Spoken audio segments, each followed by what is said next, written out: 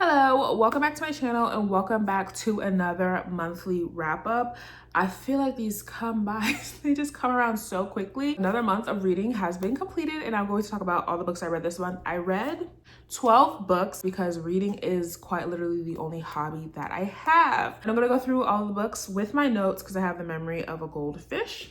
First up, we have Wish You Were Here by Renee Carlindo. I was so excited to read this book. I read Before We Were Strangers and I gave that book a 5-star.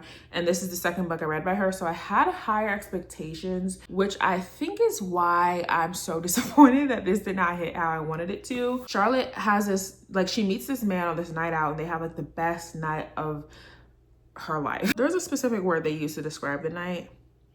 Whirlwind. Whirlwind one night stand. And then the next day she leaves and then she thinks about this man for months and ends up dating somebody else, but she cannot stop thinking about this man. That's what this book is about. Things happen and it's so hard to talk about this book without spoiling things, but I will try. First, her best friend Helen didn't like her. And I feel like we're already off on a bad start if I don't like the best friend. I also wasn't too attached. Like the whirlwind one night stand, like I was expected to just be like dragged in immediately when their encounter starts, and I just wasn't. There was times where throughout the book, characters were laughing, characters were crying, and I was just sat there straight face, no emotions. I was not feeling it with them. I also feel like the book was written in a very simple style. There wasn't a metaphor. There just wasn't anything to it. It was literally like, I looked at him curiously. I glanced up at her strangely and then looked down at the back of his hand. I mean, there's nothing wrong with those sentences, I guess, but I just feel like the whole book was just like, I went to the store, I looked at this, like it wasn't very advanced style of writing. I'm just gonna say it. Seth, in my opinion, deserved better, okay? You'll figure out who Seth is if you read it and what that all entails. I also felt like the best friend relationship in the book was kind of abandoned. You know, best friend relationships in a romance book are secondary relationships, but I feel like that it was just, here's my best friend, and then she was gone. So I didn't love that. All around, I gave this a 3.5 out of 5. I still read the book, I think, in a day and a half. I read it very fast, and for that, it, you know, like it kept my attention, so I will give it some points for that. So I gave this a 3.5 out of 5. Next, we have A Flicker in the Dark by Stacy Willingham. This is a thriller, if you couldn't tell by the looks of the cover. Chloe's dad is a serial killer and he goes to jail, and then 20 years later, the same kind of people start to go missing, which are teenage girls, and that's where the story unfolds. Now, I have some beef with Chloe. Unfortunately, I did not like Chloe all that much. I felt like she was so paranoid. This story takes place 20 years after her dad went to jail for the crimes. And the way she was so paranoid, you would have thought it happened like 2 years ago. 3 days ago. A lot of the story was her inner monologues. So I feel like that's another reason why I got to see the paranoia just to the extreme, because we were always inside of her head. I was a little bored because we were always in her head and I didn't feel like much was happening in the story. But the big twist at the end, because most thrillers have big twists at the end, I saw it coming. I wasn't surprised. And for me personally, I see the big twist in a thriller. It wasn't that good of a thriller to me because I never guessed the twist. Even if it's something so simple, most of the time, right over my head, because I never try to think of it. Like I always want to be surprised, and unfortunately I was not with this one, so I had to give this a 3 out of 5. Next, we have this hefty bad boy, Love Unwritten. This is book 2 in the Lakefront Billionaires series by Lauren Asher. I did not read book 1, just bought book 2 because I heard people talking about it and I'm easily influenced, so sometimes with books, I'll say that. So I ended up picking up this book, and she's over 600 pages, which for a contemporary romance, that is so excessive, but I did enjoy the story. So the gist of the story, Ellie is Raphael's son's babysitter, and she is the live-in babysitter, so they do live together, and both of the characters have their own trauma and their own things they needed to work through. So I do understand why the book was so thick, because each of those characters need to, you know, find themselves and understand themselves better and work on themselves before they got in a relationship. So I do understand why the book was so long, but it was long. I feel like it could have wrapped up maybe around like page 500, so maybe like 100 pages less, but I still enjoyed it. I was locked in for all of it, and I do love me a single father romance. I do. And I did enjoy the child. What's his name? It's been a while. It's been a few weeks. I don't remember his name. Nico. I did enjoy Nico. I thought he was really cute and he was a good addition to the story. Again, enjoyed the story. I felt like they had a lot of self-growth and, you know, came together. So I thought it was cute. I gave this a 4 out of 5. I enjoyed it. Then I read Then She Was Gone. I think I audiobooked this. I think I audiobooked A Flicker in the Dark too. I audioed a couple of books this month, which I usually don't, but I did this month. Then She Was Gone by Elisa Jewell. Honestly, love. I've never read a thriller quite like this. This one, Laurel's daughter goes missing, and then I'm not sure how many years, but years later she ends up dating this man whose daughter looks just like her daughter who went missing all those years earlier. I want to say 15 years, but I could have made that up and I don't see it on the back of the book, so I'm not sure. But this book is, I've never read a thriller like this book. Usually the thrillers I read, there's like a big twist, but this one kind of read like you're seeing the villain's point of view and you know who did what you're usually trying to figure out in a thriller, like you know who committed the crime. And reading like that part from that person's point of view was crazy. Like that person, I don't want to spoil their gender or anything, crazy, like wicked, like mine was blown. Mine was blown. This book takes place, I think, in first person and third person, and it also does switch the person's POV. So part of this book was in Laurel's POV. Laurel is the person whose daughter went missing, and I really did enjoy Laurel's point of view. I liked her as a character, which usually in thrillers, I don't always love the main character. And I don't know if that's because Laurel was more mature because it's written in an older person's POV, so that could have been what it was. But I really enjoyed her character. I felt like she was smart with her moves. It was sad, it was suspenseful. I literally audiobooked this in one day. I could not stop listening. I listened through everything I did that day because I needed to finish it. I give this a 4 out of 5. This is a 4.5 out of 5. This is the highest thriller book I've ever rated in my life. I don't know what did it make it a 5. Maybe because I've never rated a thriller a 5, but this one is pretty much up there. Best, like, you need to read this, please. It was so good. Then I finished the Ruiness Love trilogy. This is Saint and Sparrow. This is about the third brother, if you read Butcher, Blackbird, and Leather and Lark. This is the third youngest brother who was a doctor, and then the FMC, she works at the circus. She gets herself injured. That's how she ends up meeting the doctor. This is described as a dark rom-com, and I see the dark elements. I saw the romance, obviously. Did not see the comedy in rom-com. For me, personally, the jokes were not landing for me. I felt like some of the situations were childish. Like some of the banter and the things we talk about, I'm like, come, how old are we, guys? What are we doing here? But I did like Fionne's character, that is the doctor. And Rose, I feel like she was authentically herself, which, you know, love that FMC. She was herself through and through, I will say. I was happy to finish up the trilogy. This was my least favorite. I think they all like went down. Like first was Butcher and Blackbird, then Leather and Lark, and then Saint and Sparrow for me. This was a 3.5 out of 5.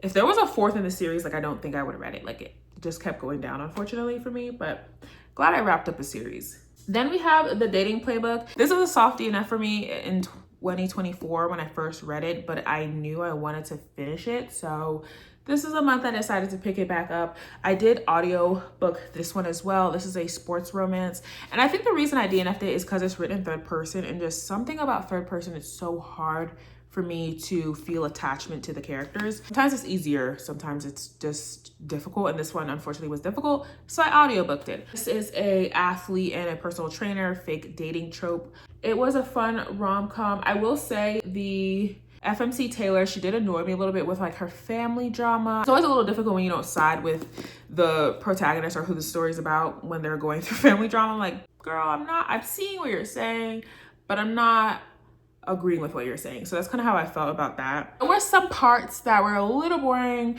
but all around I think it was a cute romance. I don't know if I would have read it. Like if it was first person, I think I would have read it, but because it was third person and I like started it before and couldn't get attached, I don't think I would have like read it if I didn't audio it.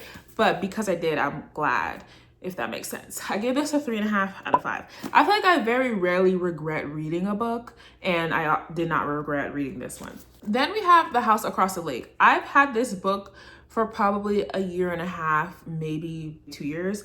And I was gonna read this once upon a time, but then I didn't because I heard it was a slow thriller, and in my eyes that just totally put me off. But I'm really glad that I ended up reading this book. I think I audiobooked this one as well. Yes, I did. And it was way more entertaining than I thought it was gonna be. This one is a missing neighbor thriller. This lady lives in this lake house, and then she notices the wife of the couple across the pond, or across the lake, goes missing, and that's where the story takes off. And I did not see the twist coming at all, and there was another twist on top of the twist. Like, it was really good, way better than I thought it was gonna be, because I had that preconceived notion in my head. And yeah, I give this a 4 out of 5. It was a great time. I'd recommend 100%. I might even read another Riley Sager book because I really enjoyed this. Then I decided that I wanted to be in shambles, and I read Binding 13 and Keeping 13. Talk about them in tandem, but then also we won't. I decided to pick up Binding 13 a couple months ago because it was on sale, and I was like, I heard this is really popular, did not know what it was about at all, and decided let's just pick it up. A book like this is just, I don't even know where to start. This is heavy. So this is a YA Irish sports rugby romance book, and that's all I really knew. I'm not that big into YA, but I was like, let me give it a chance. This book was so emotional. I remember crying on chapter 39. Oddly enough, I cried in like the middle of the book, but I didn't cry towards the end, which I think that's probably where most people cry. Couldn't spare any more tears. I did feel like some of the characters and the conversations between the characters were childish, but they are children, so that's no fault of the author at all. That's just me personally disconnecting a little bit with the YA part of it. I felt like I wanted to protect Shannon. Like, I felt like she was like a little, I don't know, cousin, niece, sister, something. Like, I just felt like she just needed protection, and I just felt for her so badly. Loved how protective Johnny was though. So I was like, I can't do it, at least he's there, you know, he's there to protect her. So loved the slow burn of it all, and I needed to read Keeping 13 immediately. This book ends up on a cliffhanger, so before and I knew that from a different, I saw somewhere, and I bought Keeping 13 before I even finished Binding 13, because I knew as soon as I finished it, I was going to need to continue it, and that is indeed what happened. I continued Keeping 13 right after I finished Binding 13. I gave this a 4.5. I gotta make sure. I gave this a 4.5 out of 5. Yeah. Now, Keeping 13, I didn't love as much. In this book, I had to take a break, read 1 or 2 other books, then I came back to it, and then I audiobooked the rest. It was so emotional that I was like, I can't sit here and read this anymore, but I wanted to finish the book. One of the brothers, Darren, didn't love him in this story, but every time Johnny called Shannon baby, and just their love was so beautiful. Like, they just fought so hard for each other in midst of all of these family trauma that was going on. Shannon comes from an abusive home. You read all of those scenes in so much detail, and so for them to like still have this love that they're fighting through all of these issues that are going on. Johnny is working really hard for a rugby career, and he has to go through injuries and all of that stuff, and obviously Shannon and her home life, and for them to still fight for each other through all of that at such a young age, I was just like, it was so beautiful. I gave this one a 4 out of 5. Now, as far as continuing the series, I don't know if I have it in me. I'm not gonna lie. Like, there was so much emotional turmoil in this book, and I know the second 2 is from Shannon's older brother's point of view, Joey, who also obviously lives in the same household as her. So I don't know if I could take this type of emotional turmoil in my life right now. So I don't know if I'll continue the series. I don't know if I recommend. Like, this series is so good, and I would recommend it because it was so good, but also it's so emotional that if you don't think you can take those type of emotions, I would not recommend. But it was a great time. It wasn't a great time, actually, I lied. But I'm glad I read it. And then I read 7 Days in June. Like, this is one of the books I stopped reading Keeping 13 to read, because I was like, oh, I just want like a lighthearted romance book to read. I was wrong. There's also some trauma that goes on in this book. This was not a soft, fluffy, fun read, but it was a good one nonetheless. This is 7 Days in June by Tia Williams. This is a second chance romance, friends to strangers to lovers romance. The chemistry between Ava and Shane, out of this world. Like, excuse me, it was out of this world. I feel like they were literally made for each other, and I felt that while reading it. Like, I felt like they were soulmates, and there was just no explaining it. They were meant to be together, and nothing was gonna stop that from happening. I wrote my notes best second chance, so maybe this is the best second chance I've ever written.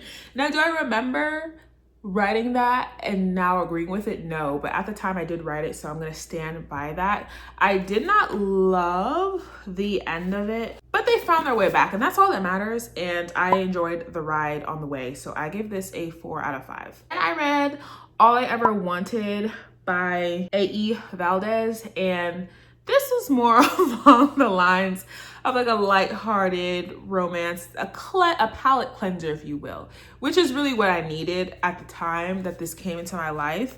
So Harlow breaks up with her long-term boyfriend. She moves out of state to work as a yoga instructor. One of her clients she becomes friends with, and then she meets her brother, her client's brother. And that's how they find each other. Loved Ace. He was a acts of service kind of guy, which is my love language. I think the story was like borderline boring, but like not. And this is hard to explain. It was like right at that level where if it was any more dull, it would have been boring. It was just what I needed at the time. I don't know how to explain it. It wasn't boring, but it wasn't too much going on. It's a very simple story. And I do think I loved the characters more than I loved the story. Like I said, it was a very simple story, so I didn't feel that many emotions for it, but I did like the characters more than I liked the story. Hard to explain that, but I gave this a 3.5 out of 5. And then the last story I read, I'm laughing through the pain. The last book I read this month was A Letter to Whiskey, the white version, like the 5-year version, where you get the story from Jamie's point of view. When I tell you gut-wrenching, I don't even want to relive. I don't even want to think about that story right now because I have not read a book after that story. And I don't think I'll ever be the same. That sounds so dramatic, but like you have to read it to understand. Obviously, B pissed me off. If you read the story, then you understand. There were so many moments I was speechless. Like I could not even fathom. B and Jamie, they meet because Jamie like knocked B down on accident, and then that's how they meet. But B's best friend, whose name has left my mind, was there, and the best friend and Jamie ended up dating. But B and Jamie always had this connection. That's where the story starts, but it just unfolds and evolves to so much more that you just simply have to read it for yourself. Again, another gut-wrenching story. When I finished the book, like before Jamie's POV started, I said that cannot be the end. That was not the epilogue. Are you kidding me? I was so upset. And then I read Jamie's POV and it healed me because that epilogue from B's point of view was not an epilogue. I just love this story so much. It's a 5 out of 5. You couldn't guess by all the emotions that I'm explaining. I just loved it so much. I will probably reread this story in the future. I need to get the physical copy because I read it on Kindle and I need it. But there is this one saying. I have it bookmarked, I have it highlighted, and I don't even do that when I read books. And I have it screenshotted. I'm like, I'm never going to forget this saying. It says, this is from Jamie's point of view. If I was whiskey, then she was the barrel that held me, that helped me age, that made me better. Please read that story. It was the best book I think I've read all month. I loved it, and I will continue to love it, and I need that book, the physical copy. That was my emotional reading month of May. I don't think I've ever read this many books that have made me feel this many emotions ever. But I hope you enjoyed this video, and I hope to see you in the next one. Bye.